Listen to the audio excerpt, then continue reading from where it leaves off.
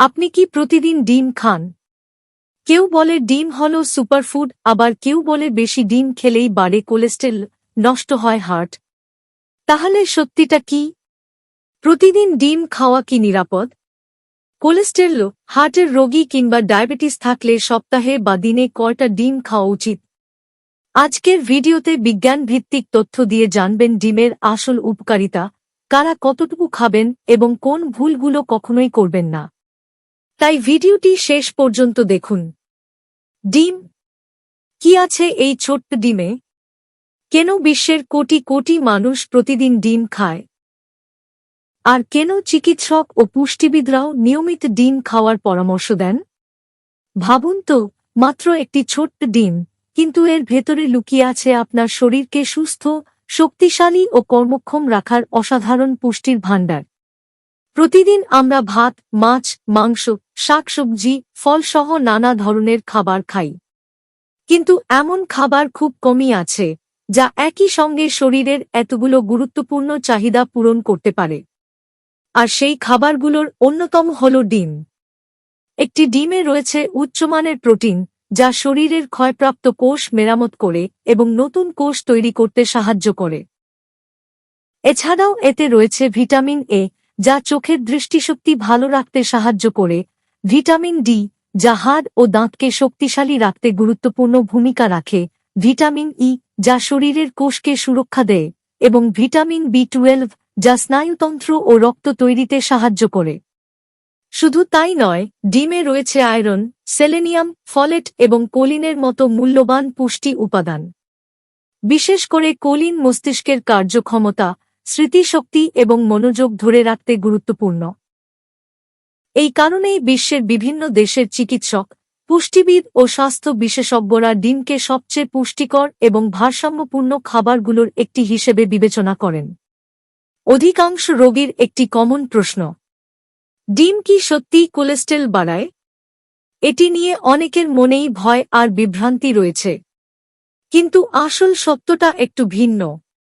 ডিমের কুসুমে কোলেস্টেরল থাকলেও গবেষণায় দেখা গেছে, অধিকাংশ সুস্থ মানুষের ক্ষেত্রে পরিমিত পরিমাণে ডিম খেলে রক্তের কোলেস্টেরল উল্লেখযোগ্যভাবে বেড়ে যায় না। বরং আমাদের প্রতিদিনের খাদ্যতালিকায় থাকা অতিরিক্ত ভাজাপোড়া খাবার, ট্রান্স ফ্যাট, প্রসেসড খাবার এবং অতিরিক্ত চিনি হৃদস্বাস্থ্যের জন্য অনেক বেশি ক্ষতিকর। তবে সবার শরীর একভাবে প্রতিক্রিয়া দেখায় না। যদি আপনার উচ্চ কোলেস্টেরল, হৃদরোগ বা অন্য কোনো দীর্ঘমেয়াদী স্বাস্থ্য সমস্যা থাকে, তাহলে নিজের ইচ্ছামতো নয়, চিকিৎসক বা পুষ্টিবিদের পরামর্শ অনুযায়ী ডিম খাওয়ার পরিমাণ নির্ধারণ করাই সবচেয়ে নিরাপদ। আরেকটি খুবই সাধারণ প্রশ্ন: ডায়াবেটিস রোগীরা কি ডিম খেতে পারবেন? এর উত্তর হল হ্যাঁ, অবশ্যই পারবেন। কারণ ডিমে কার্বোহাইড্রেটের পরিমাণ খুবই কম।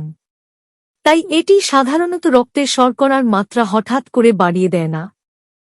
বরং উচ্চমানের প্রোটিন থাকায় এটি অনেকক্ষণ পেট ভরা রাখতে সাহায্য করে, যা ক্ষুধা নিয়ন্ত্রণেও উপকারী। তবে শুধু ডিম খাওয়া নয়, কিভাবে খাচ্ছেন সেটাও খুব গুরুত্বপূর্ণ।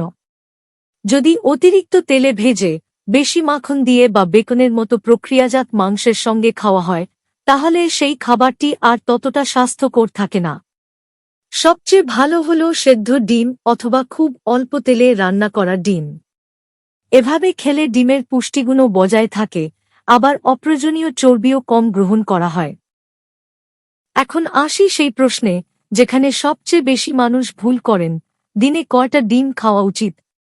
অনেকে ভাবেন প্রতিদিন ডিম খেলেই ক্ষতি হবে। আবার কেউ মনে করেন যত বেশি ডিম, তত বেশি উপকার। কিন্তু আসল সত্যটা কি? সাধারণভাবে একজন সুস্থ প্রাপ্তবয়স্ক মানুষের জন্য প্রতিদিন একটি ডিমই যথেষ্ট এবং নিরাপদ। এর চেয়ে বেশি ডিম খাওয়ার অভ্যাস না করাই ভালো, কারণ সবার শরীরের পুষ্টি শোষণ করার ক্ষমতা এবং স্বাস্থ্যগত অবস্থা একরকম নয়। তাই সাধারণভাবে প্রতিদিন একটি ডিম খাওয়াই যথেষ্ট। ডিম ছোট্ট একটি খাবার হলেও এর পুষ্টিগুণ সত্যিই অসাধারণ। তবে মনে রাখবেন, যেকোনো ভালো খাবারের মতো ডিমও খেতে হবে পরিমিত পরিমাণে এবং স্বাস্থ্যকর উপায়ে। তাহলেই এর প্রকৃত উপকারিতা পাওয়া সম্ভব। এখন আপনার কাছে একটি প্রশ্ন: আপনি কি প্রতিদিন ডিম খান? যদি খান, দিনে কয়টি ডিম খান? আপনার অভিজ্ঞতা ও মতামত নিচের কমেন্টে লিখে জানাতে ভুলবেন না। আমি আপনার কমেন্ট পড়ব এবং উত্তর দেওয়ার চেষ্টা করব। আর যদি আজকের ভিডিও থেকে নতুন কিছু জানতে পারেন, তাহলে ভিডিওটিতে একটি লাইক দিয়ে আপনার ভালোবাসা প্রকাশ করুন। এমন স্বাস্থ্য বিষয়ক নির্ভরযোগ্য ও তথ্যসমৃদ্ধ ভিডিও নিয়মিত পেতে আমাদের চ্যানেলটি সাবস্ক্রাইব করুন এবং পাশের বেল আইকনটি অন করে রাখুন, যাতে নতুন ভিডিও প্রকাশ হওয়ার সঙ্গে সঙ্গেই আপনি সবার আগে দেখতে পারেন। আপনার সুস্থতাই আমাদের সবচেয়ে বড় প্রেরণা। আজ এ পর্যন্তই। সবাই ভালো থাকুন, সুস্থ থাকুন। ধন্যবাদ।